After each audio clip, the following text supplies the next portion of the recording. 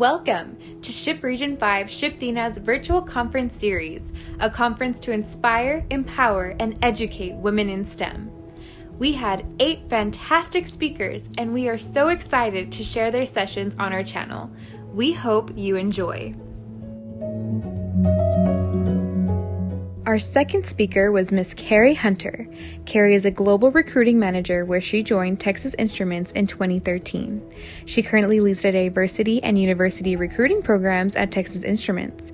In her role, Carrie is responsible for forming partnerships and building methodologies for identifying and hiring a diverse group of technical talent. Prior to joining TI, Carrie served in a similar capacity at Dell Inc., and her career spans across various technical companies including Parrot Systems, Microsoft, and Raytheon.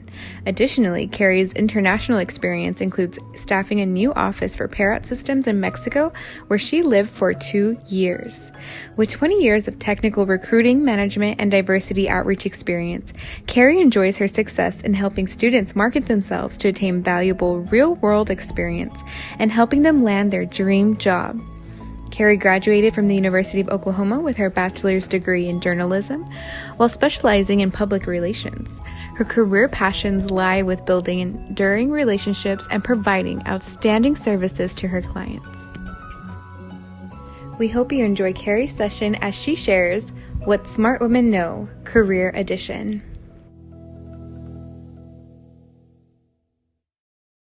Technical recruiting in the technical industry for 22 years in an HR capacity, always in recruiting. But within the last probably 12 years, it's been really focused on university and diversity.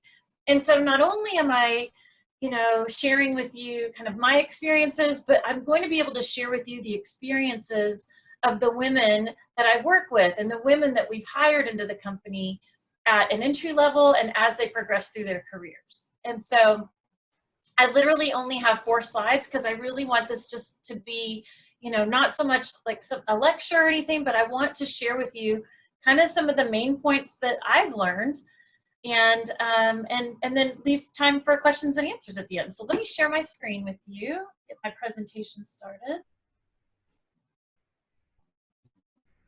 All right.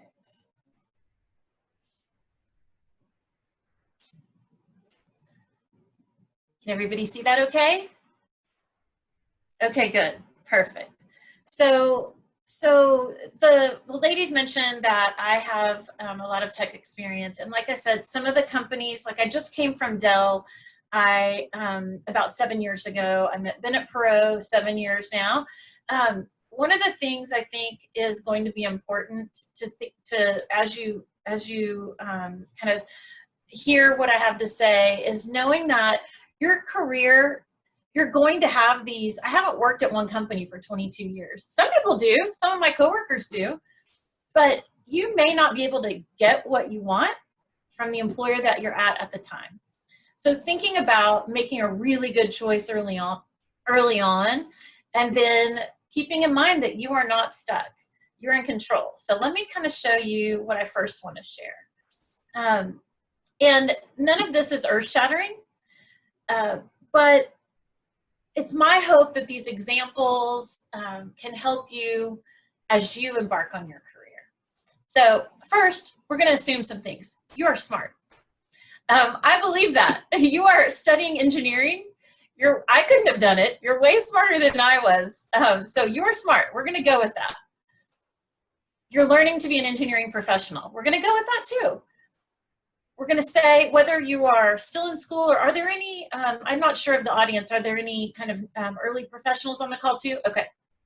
So you're embarking on your career. Either you're preparing to be an engineering professional as a student or you are currently in that role, but you are growing. In my opinion, there are kind of 2 ways of mastering your career. And so one of those can be the hard way, and that's through just getting knocked down, going about it, not really preparing and trying to kind of wing things, which, hey, you can be successful doing it that way, but why wouldn't you want to do it the smart way? And so as I was thinking about what to share, that's kind of where the title of this came up with, What Smart Women Know, the Career Edition. So what I want to do with my years of experience is to give you some of the wisdom without the pain of having to go through some of these yourself. Okay, so the next slide is where we're going to spend really the entire session. So I think the header is really important to remember. You really are in control of your career. And at a company like Texas Instruments, and not all companies are created equal. I've worked at many places where you didn't have as much control. But I would say at TI, I've experienced and what I've seen is that it truly is up to you. And that means a lot of things. That means managing your workload and being able to say, I've got enough, I can't take anymore, being able to advocate for yourself. And so we're going to talk through all of that. So I've got 4 sections here I want to focus on. And I've got some notes I want to make sure I cover. I didn't want to fill up slides with lots of words. I really want you to get the key points and maybe feel like jotting down some notes as I talk through this.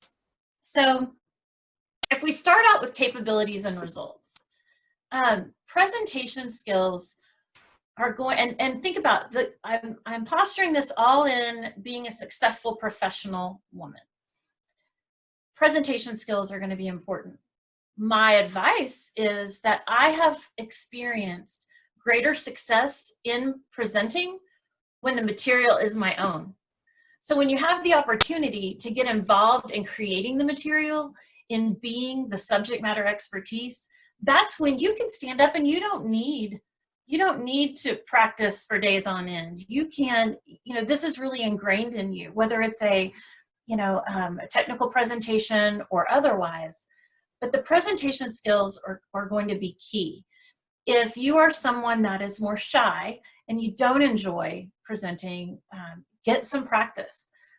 Get practice now while you're in school. Get practice maybe presenting at Region 5 conference or something like that. So, but get some practice and just know that is, as you want to progress your career, that's going to be one of the things that people look at.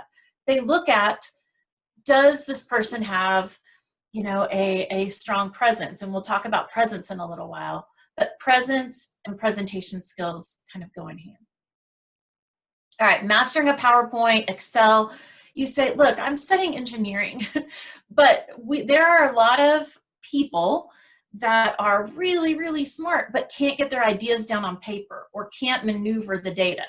And so that is where those skills are so important. So you could say, when I'm talking about PowerPoint, I'm really talking about communicating. So communication is kind of the overarching. That's not earth-shattering. You've heard that since you were in high school, I'm sure, that I've got to be able to have good written and verbal communication skills. And that's true. But one of the ways you'll end up doing that a lot, at least in the companies I've worked for, we're very PowerPoint heavy. You go to a meeting and you're going to present in PowerPoint, not in Word, you're going to present in PowerPoint. And so being able to create a very basic, this isn't that exciting, my presentation, but being able to put something together where you can get a point across succinctly is going to be key. Excel. Basic Excel is going to be, and maybe even intermediate Excel, we're using data to solve problems. And so you've got to be able, whether it's a recruiting problem, how many students do I have in the pipeline? And here's my target. I need to hire 50 and I only have 80 in the pipeline. Based on our, accepts and declines ratios over time, that's not going to cut it. So that's how I use it in my world, or to see status of where my candidates are. But for you, you'll be sharing data and you'll be interpreting data. And so really taking time to learn how to massage data, maneuver, however you want to say it, but also how to interpret it, how to analyze it, create a story, and then that story is what goes in your PowerPoint. So whether it's verbal or written, communication that's concise and to the point is always going to be accepted more readily, more impactful. I think I said point of view, POV, is important because especially in email or in text,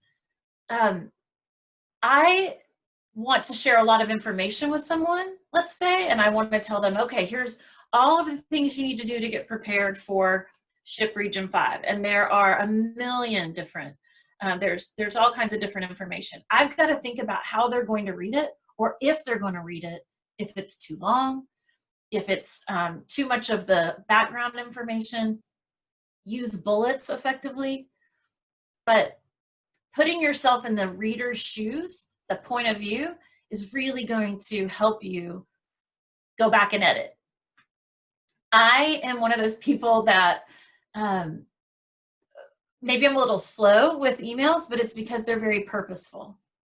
And so if I am going to be sending out something important, especially if it's to multiple people that I'm not already super close with, then I'm going to make sure that I'm writing that, I'm reading it, I'm editing it before I send.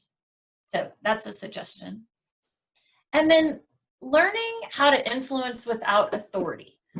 So you're doing that probably now in projects, in team projects, or even on those of you that are on the Region 5 board. You know, people don't necessarily report to you in a project environment. You're all on the team together, but learning how to influence others, it's not the easiest. I would soak up any documentation that you can around it. You know, just Google influencing without authority, and you can, that's what project managers do all day long. I don't want the job of a project manager because they are constantly having to say, I need this from you, and this from you, and this from you. And they're reliant, their success, the project's success is reliant on this person being the kind of the gatherer. And you know, the folks that worked with me to get this presentation together know some people are maybe a little more just in time as opposed to early. People they're spread thin. They're not here for just one reason. And so you have to remember that, back up your timelines accordingly. I also want to mention, kind of in this category, is managing your manager. So if you've heard that, it takes a while to get to know your manager and figure out what that's like.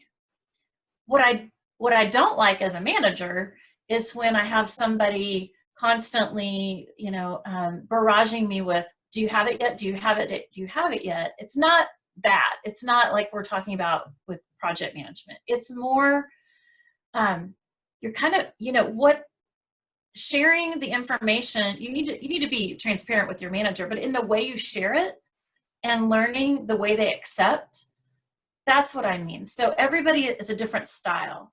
Everybody has a different way of communicating, and learning how your manager, your coworkers communicate, and adjusting your method or your style to match that person, you're going to be able to better influence, better manage that relationship.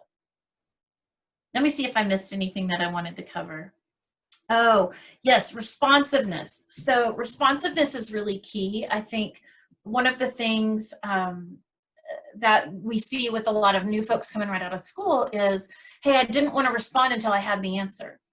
Just responding with, I'm working on it, I expect to have it by Friday. Those types of things are really going to help you with your soft skills capabilities and instilling confidence in those working with you.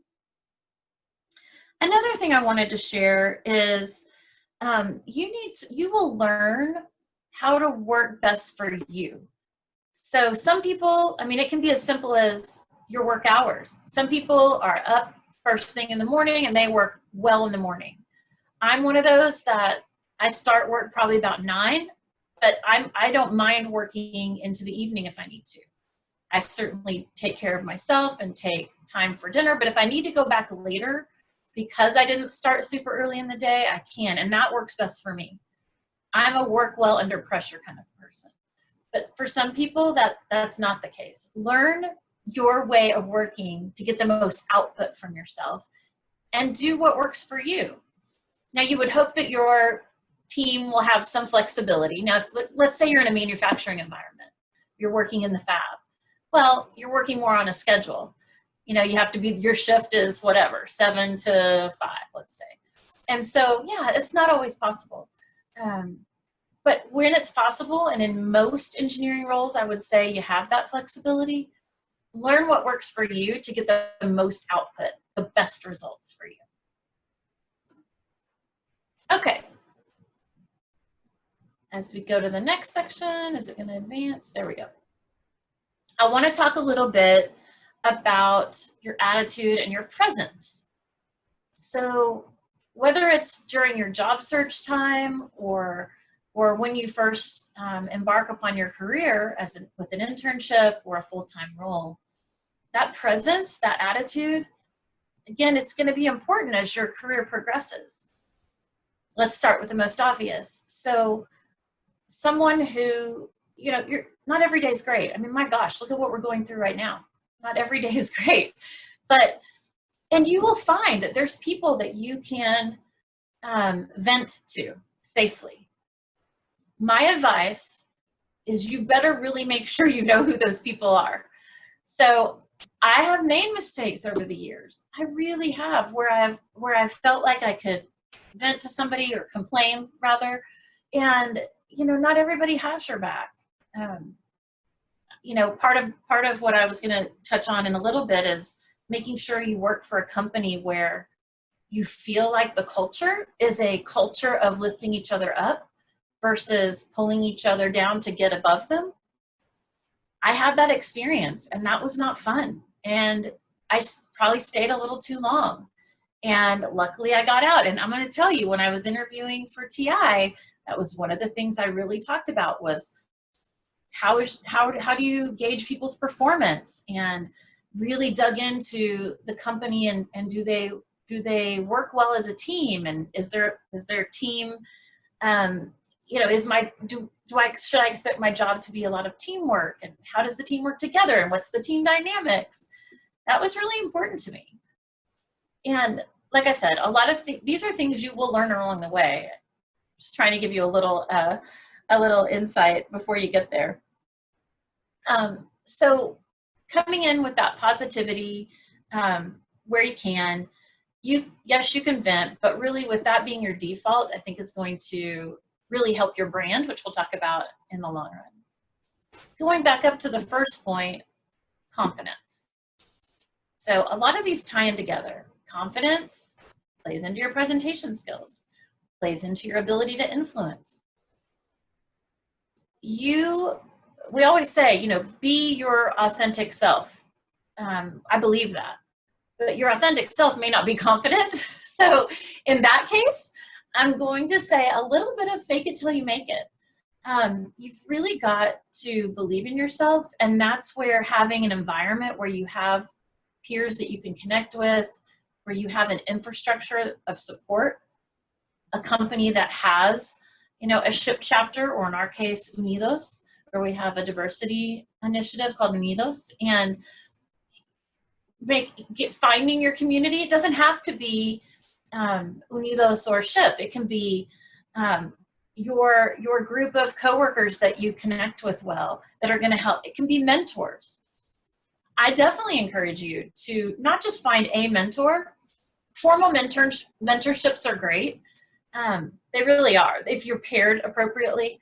I've been paired with mentees that it just didn't gel, and I've been paired with mentees formally that it was great.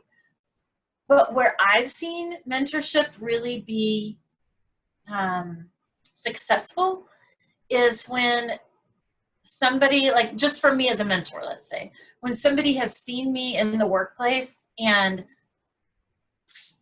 understands that maybe there's an area of expertise they want to get to know more about, or maybe they thought I carried myself with confidence and want to find out how to get more, or whatever it might be. The same goes for me as a mentee. Rather than looking for a formal mentorship, I want to pick out the person that I admire, that I want to potentially emulate or get great advice from. So I think formal mentorships are good, and that might be your only starting point. So thinking about as your starting point entering a company, you're not going to know anybody. So yes, you don't want to just grasp for straws and say, I need a mentor, you look good, Go ahead with that formal mentorship, but over time, over your career, you'll see that some of those people that you select yourself are going to be more valuable. We talked early on about how your career, you may have to leave your company to find what you're looking for. Those people that you worked with there, your manager there, if that was a good experience, those are great mentors for the future. They know your work, they know your weaknesses, they know your strengths. So one example is I have the manager that hired me into Texas Instruments. She's wonderful, one of the best managers I've ever had. We have similar backgrounds. In fact, we're exactly the same age. We live in the same neighborhood. So a lot of similarities there. She is still in TI, but she moved into a different role. And so I continuously will use her, even as my peer now, as a mentor, because I know she knows the industry, the company, recruiting, me.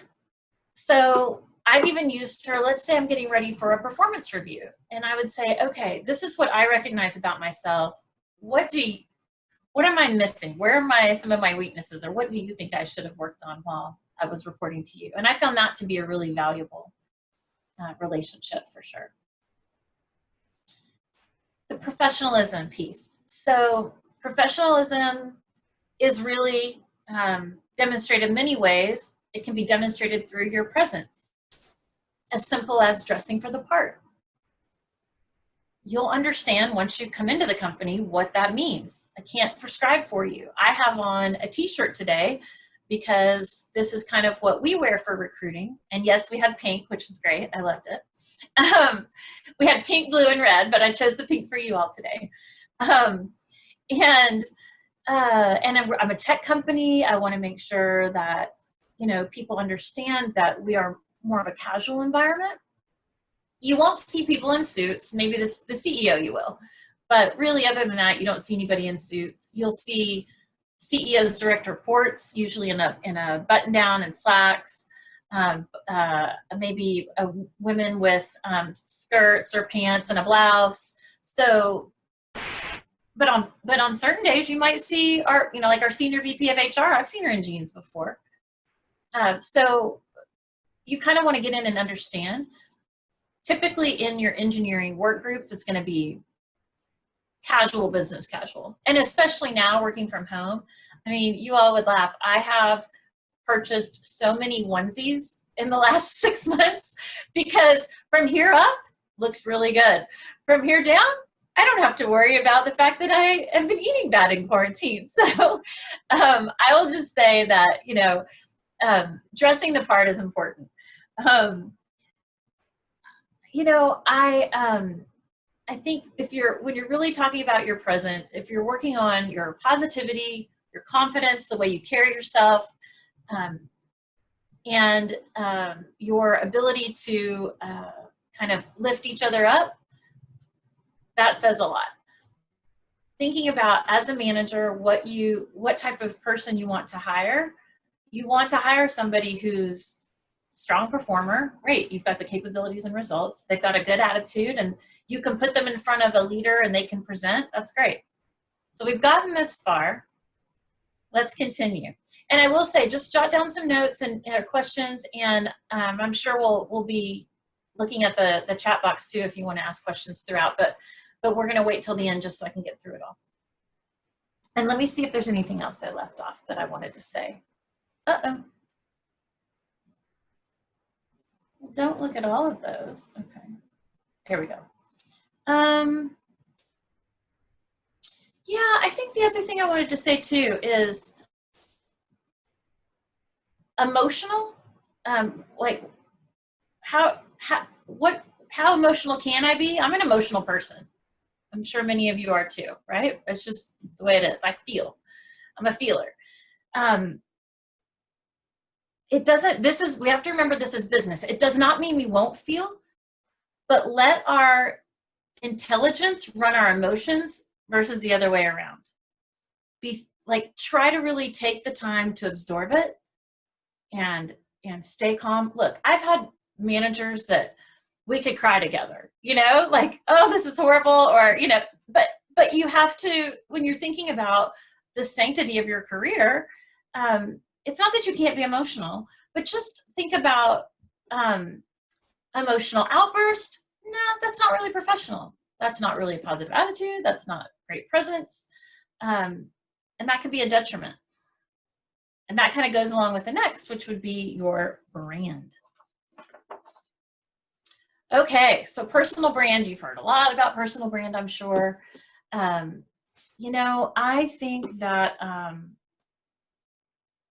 that some of these things, like how do you want to be seen?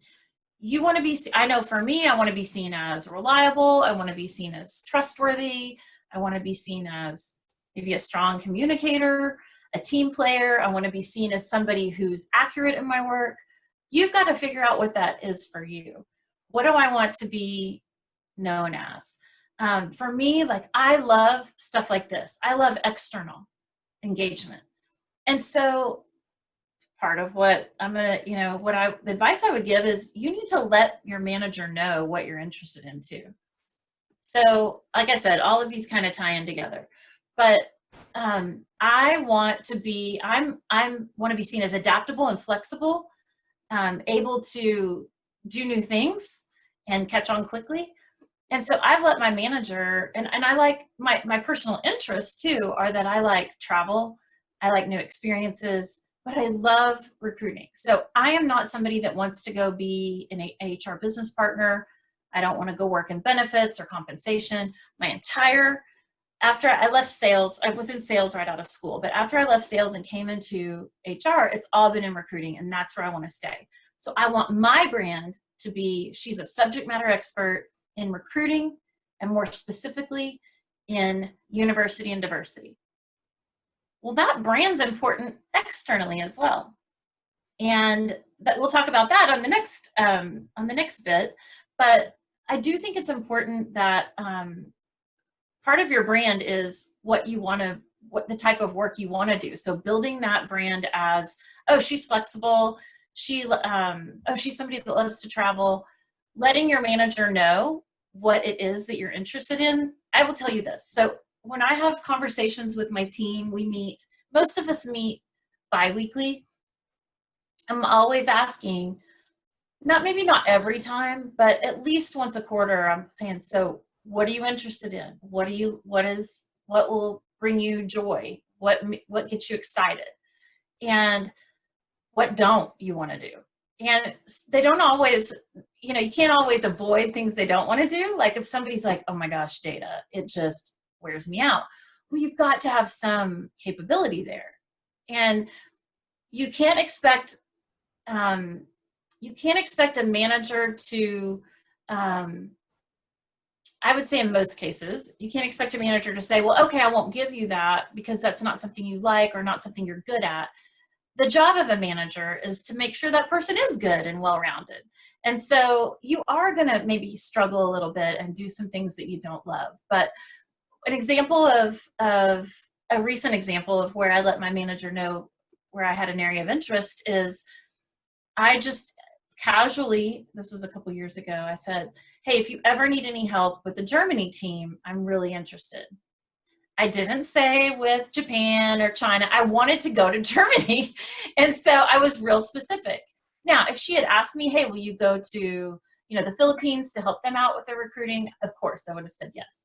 But my interest was in our Freising Germany office. And so I threw that out there. And wouldn't you know, 5 months later, she tapped me on the shoulder and said, hey, one of our people, has left the company very quickly. We saw some things decline. Can you go in there and figure it out and save it and hold it together while we hire a replacement? Absolutely. So I got to go for 3 weeks over to Germany. Then I went back again about a month and a half later, and then again. And so I got that experience, but she wouldn't have known that I was interested in that if I hadn't said it. So I'm going to go ahead and advance to the next one because it's really advocating to yourself. I think there's a lot of stuff that goes along here that I want to cover together. So really, if I didn't even have any of these headers, they all go together. This is all like things you've got to think about to really have a rich career. So what I would say is being an advocate for yourself. A lot of people, and I've actually talked to members of our Unidos team who said, we're not always our best advocates in the Latin community. And change that. This is your chance to change that. And I've got some good, I've got some examples of some people that I work with that help me recruit at SHIP and at Great Minds in STEM. We have conversations about how they're advocating for themselves, whether that be what you're interested in or the fact that you're doing a great job. Takes confidence to do that, but it takes humble confidence too. Keep your confidence humble and not egotistical. This is not easy. Life is not easy, right? This is an art, not a science. So it takes some time to figure it out, and you're always going to be learning. I promise you, you're always going to be like, why did I say that? Or why did I do that? And most of the time it's going to be fine. It's going to be fine. You're going to stumble a little bit, but just keeping some of these things in mind. Avoiding the gossip, I would say that was an early lesson I learned. When you're the newbie coming in, people are like, oh, you're not going to want to meet her. She's not very good, or she's not nice. Make your own judgment. Do not judge based on what others are telling you. Make your own judgment. You're experiencing that now, I'm sure. We've experienced it since we were young. That goes in the workplace too. That person may not have your best interest at heart and may just be, obviously they're downplaying others, which isn't a positive thing. Not great brand to be a gossiper. Another thing I would say that goes along with personal brand is know your values. So what are your values, and what do you value in a company? And really ensuring that you align with those company values. Now, I haven't seen any values on the company values that are bad, but if there's something in particular that's important to you, like inclusion, maybe you want to be with a company that is trustworthy and that is solid and that doesn't have a history of, questionable dealings. Just know what your values are, whether it be with the company you select or the things you're asked to do. I've been put in a compromising position early in my career with a vendor. And I mean, my gosh, I've seen other people be compromised. My experience with the vendor was the vendor said, hey, I was purchasing from this particular vendor. And he said, hey, if you want, I'll pad it a little bit and just, pay you under the table. So basically going to charge the company $10,000 and give me $2,000 when the product was really $8,000. No. And are you kidding me? Why would I risk my career? So, and you got to think about, how do you handle that? You have to say something. You can't just let that pass and just close your eyes to it. These are things where you have to stand up, whether it's you being put in a compromising position or you seeing somebody else. Stand up and be allies for each other, be advocates for each other, which you see under the community and connections piece. When you're getting mentoring and you're getting coaching and you're getting great advice, you want to do that for each other. And I see you all doing that right now. You are connecting. You want to stay connected with SHIP. You want to attend conferences. And I don't just mean SHIP conference. I would say if you are, whatever the industry conferences are, I think it's important. So I work with a lot of people. TI is an amazing company, I have to say. I'm not just saying that. They are. We are. A lot of people have worked here their entire career, from intern and now 40 years, 30 years, 50 years. It's pretty incredible. And there's a couple reasons. One is because you can have as many careers as you want at one company. We are a company that lets people move around. So I have an engineer on my staff in recruiting. She wanted to try out recruiting. I actually hired her in to the company in 2013, and we kept in touch. And yeah, absolutely. I know the kind of work she does. I don't care if it was the other way around, I'm not going to go be a design engineer, let's be honest. But yes, you can move to the business side, or you can move from an applications role to a test role, to a design role, to manufacturing. Or you can just say, I'm going to do manufacturing, but I want to try all the different fabs because we do it differently. There's so many things you can do. now I lost my point where I was going to say that you can have many careers. Oh, external connections, because what I said at the beginning, you may have to leave to see your career progress. A company where you see that. So I started out at Compact Computers as a contractor, and it was because I just didn't know anything. Like I went and worked for an agency first, and then long enough to understand a little bit to be able to talk about Java and C++ in the IT world. And then I got an interview with Compact, and I worked there for about 9 months on a contract. And then I came to Raytheon, and I worked there for about 3 years on a contract. And then I went and did another contract and came back to Raytheon. And so a lot of like moves, but every step of the way, I was taking the expertise to get a better role, a higher paying role, whatever that might be, whatever was important to me at the time. After 3 years. To me, company name was really important. I wanted to make sure, as a recruiter, I know that the company makes a difference for your future employers. If you can make your first stop for sure a company with a name, a recognizable name, that's going to only make you more marketable. Oh, she did this for, you know, ExxonMobil or Texas Instruments or Nike or whatever it might be. That's a recognizable name. And some of them aren't as recognizable outside of engineering, but as long as it's recognizable within engineering. Starting out there and understanding when it's time to go, I think are really important. That's kind of an important skill to have. Don't wait till you're miserable.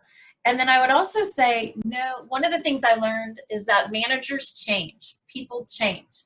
So if you love your job, but you cannot stand your manager, or there's this coworker that is making your life like hell, you got to grin and bear that for a period of time, because I promise you, if they're the negative one, if they're the problem child, they are not going to be there forever.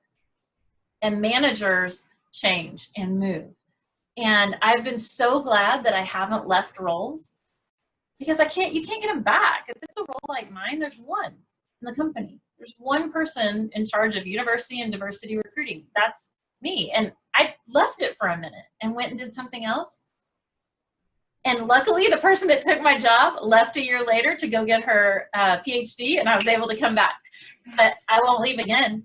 I love what I do. Learn what you love, and sometimes it makes sense to wait it out. But I do think it's important that you are staying connected internally, externally. Oh, that's what I was going to say. People that have been with TI like 30 years, they don't know how it's done anywhere else.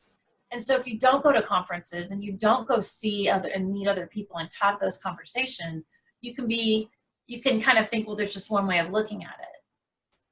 And we want more than one way of looking at it. So making those connections externally are really important. How am I doing on time? Somebody want to keep me on track? Do I need to kind of stop there? I'm at pretty much a stopping place. You're good. Okay. I think you have like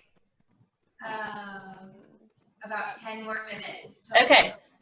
Why don't we do this? Why don't we open it? I'm going to leave it on this slide, or actually I'll move it here for a second so you can see. I would love to have you all consider Texas Instruments as a future employer, whether for intern or full-time roles. We do have both right now, not in every role. So a lot of them are filled with our interns from last summer, which is great. So if you want to get into TI, coming in as an intern is oftentimes the best way to do it, because if our interns perform, they get an offer before they leave to go back for the fall. And sometimes that fills up all the positions. But in most areas, we still have roles. You don't need to wait till national conference to engage. I saw that my LinkedIn is posted on the website, on the Region 5 website, so go there and connect with me. But definitely take a look at our opportunities at careers.ti.com. And then I would also say we have a YouTube playlist. So if you go to the Texas Instruments YouTube and go to recruiting playlist, there's some cool videos there too. Okay, so opening it up to questions. What do you have? Should we look in the chat box, or are you guys doing that? Yeah. Okay. That was a lot of great insight. And if anybody has any questions, we did have some coming in as you're presenting. Okay. So let's start off with our first question from Samantha Banda. She asked, what is the secret to get comfortable in front of an audience when presenting? I personally feel more uncomfortable during video calls compared to in person. So what are some tips Carrie would have? Okay.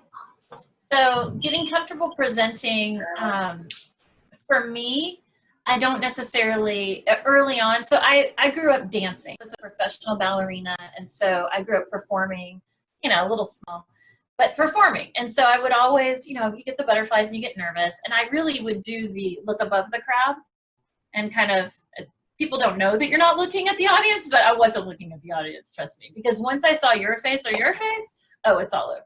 Then I lose track, and then I'm like, what was I supposed to do next?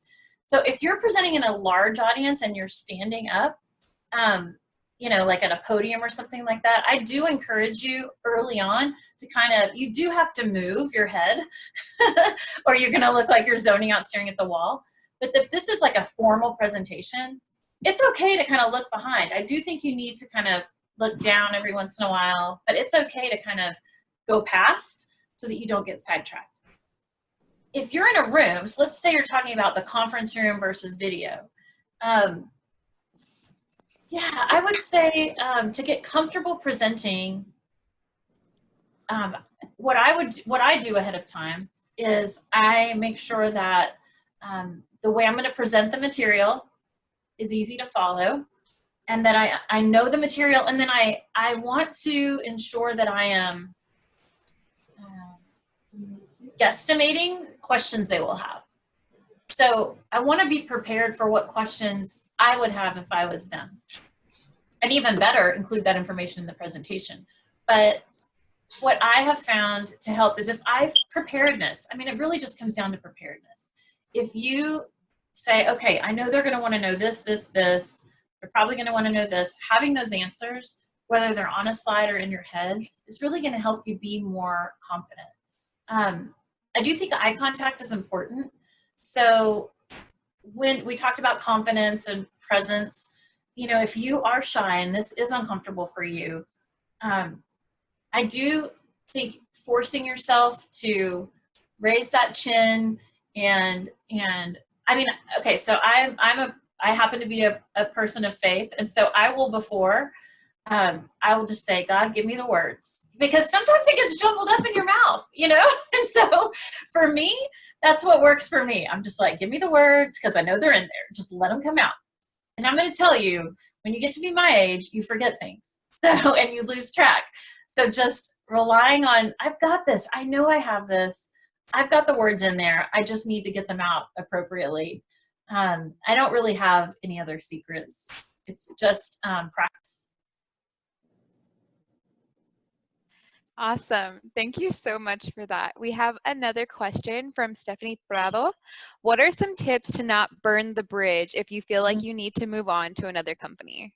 Yeah, I think it's pretty easy. I think knowing the workload that you have. So I've seen this happen. I've done this myself, where I know I need to move on, but let's say it's in my role now. The middle of the fall college semester would really put my employer in a bind.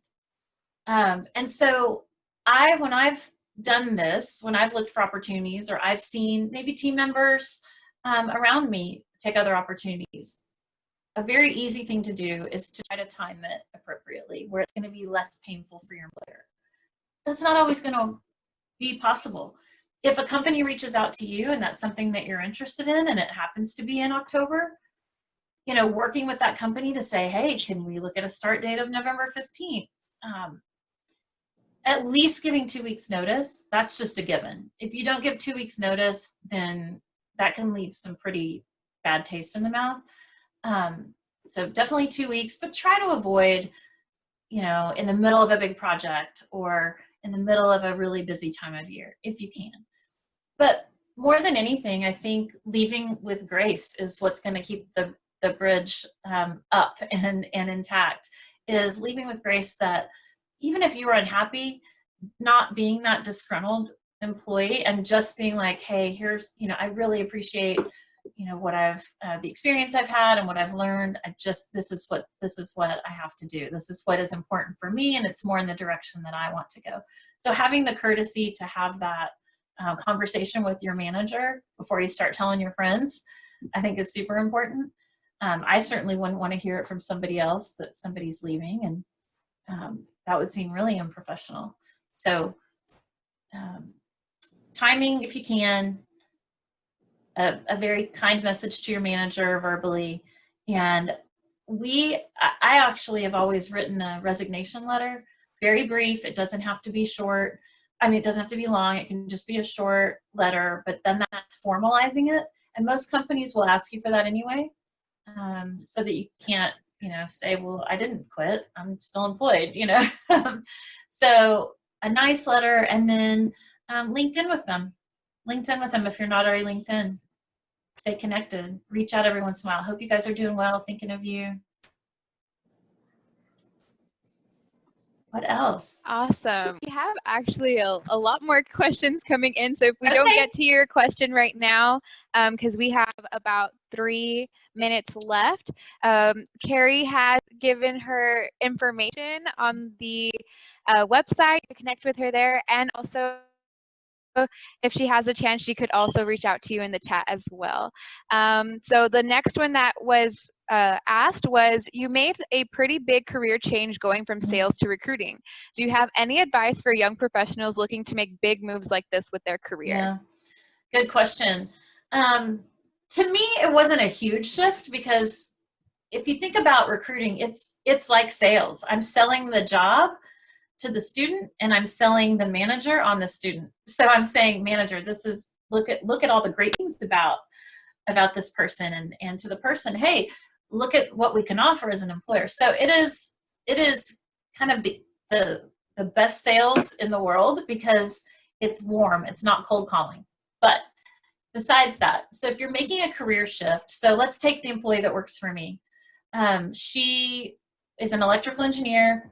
She came into a product marketing. She came into the technical sales and product marketing rotation program, went into a product marketing role. Then she went into our digital marketing, which is in our communications team, and now in HR and recruiting. And my guess is her next move will be somewhere in the Office of Diversity. She makes those connections internally and uses those transferable skills to demonstrate how she could do a good job. So she also happens to be creative. So she, in product marketing, you're basically doing a lot of product write-ups. You're kind of the expert on that product set. So she could show that she is very detail-oriented. She could show that she, is a strong writer. And so she could translate those skills to communications and to digital marketing. She also happens to be on her own very social media savvy, very digital marketing savvy. And so was able to make connections internally and sell those transferable skills. When it came from digital marketing to recruiting, I knew her. That connection, again, it's critical. You can't just expect to move a job if you haven't talked through this with people, or you don't have obvious transferable skills. It's really highlighting the transferable skills and making connections. And then if she hadn't been ready, let's say we required HR knowledge before we had somebody come on, which we don't, we'll teach you, then getting that own education yourself, knowing what's needed in order to move, and taking the steps to get there, and then to demonstrate that you've done it. Good question. Awesome. Thank you so much. I actually messed up on time. We have 10 more minutes left. Oh, good. So we have a lot of questions for the next 10 minutes. So perfect. The next one is, what is the best career advice that you've ever received? This is from Avina. The best career advice I've ever received.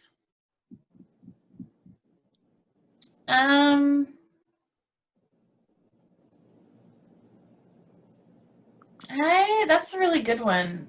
I was gonna say, like, you know, I probably advocate for myself, um, which I shared with you all as well. I think, you can't expect somebody to speak up for you. I advocate for my team, and they know that. And they say, like, I know you advocate for me. I go to my manager and highlight the things they've done and their accomplishments, and try to get them exposure to my leader. Even suggest they set up one-on-ones with my leader so that my leader knows. It's not just me telling her they're great. It's, oh, she can see some of their accomplishments. So then when I go to advocate for someone, it takes less convincing because they've seen it firsthand. So that whole, you own your career, it's up to you. Don't expect somebody to come pick you out unless they know that that's something you want. Advocating for yourself would probably be the biggest one.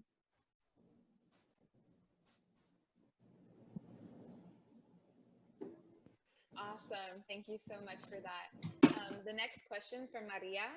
What is an exit strategy when you don't feel comfortable in a company? Say lack of communication or not a great work environment. Okay. I don't know why the volume went down, but it's harder to hear you, Catherine. So I just turned up the volume a little bit. Sorry, I think because my mic was under my chin. There you go. Okay, yeah. Can you repeat the question? Sorry. Yes, it's from Maria. What is an exit strategy when you don't feel comfortable in a company?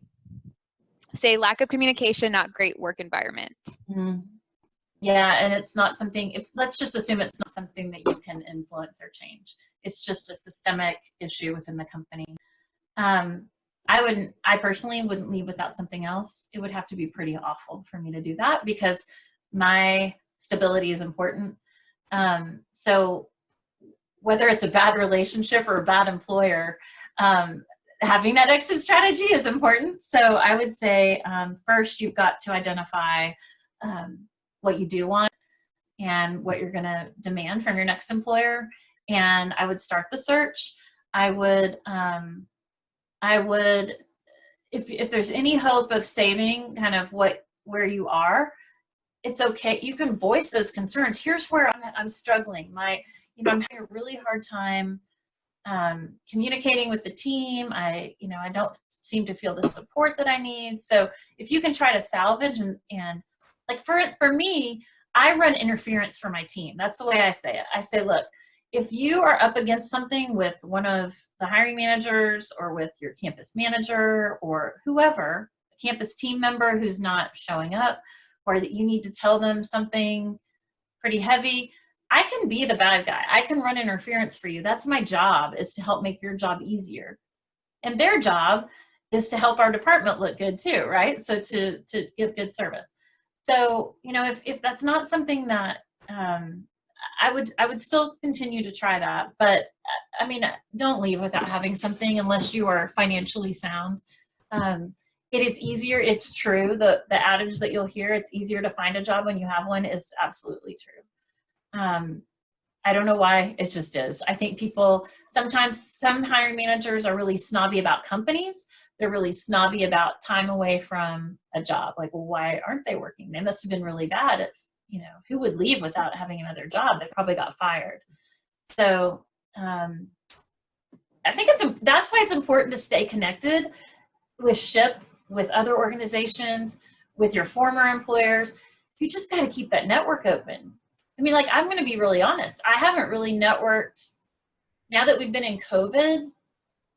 I mean, with the quarantine, I haven't networked externally as much as I normally do. And now I'm listening to my own advice and going, well, I need to do that, just to help me keep, up to date, but also to help me stay connected, because we help each other externally. We, like, I'll call somebody I know at General Electric and say, that's also on the SHIP IPC, and say, hey, how are you guys going to handle interviews at the SHIP conference? And, best practice share, whether it's, have you ever had this engineering problem and how did you handle it? Remember, your network of kind of getting the job done doesn't have to be within your company. You can, obviously you don't want to share proprietary information, but but still you can get advice externally.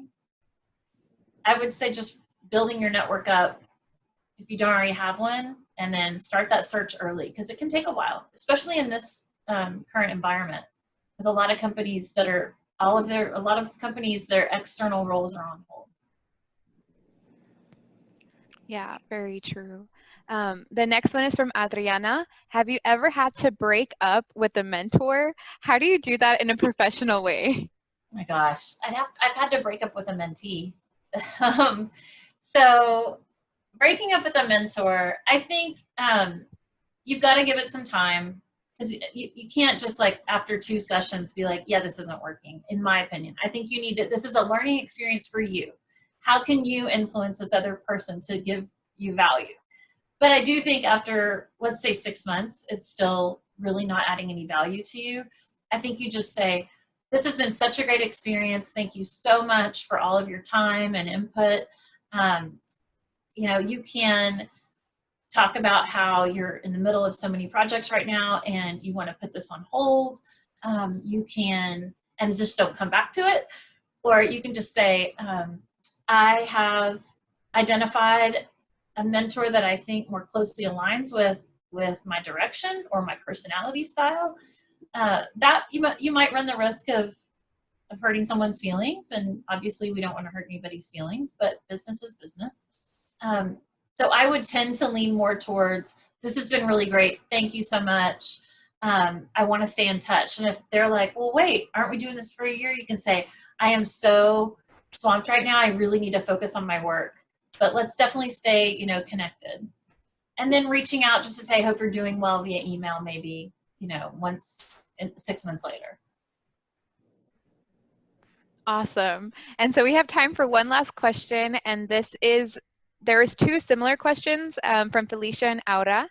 And it says, besides like waiting out negative coworkers, do you have any tips on dealing with coworkers or team members that clearly don't like you? What is the best way to continue working with them? Yeah. So I've been at companies where I've had several people that I feel like they don't like me. I don't know what I did. You know, I'm not getting the love, or I'm not a big fan of theirs.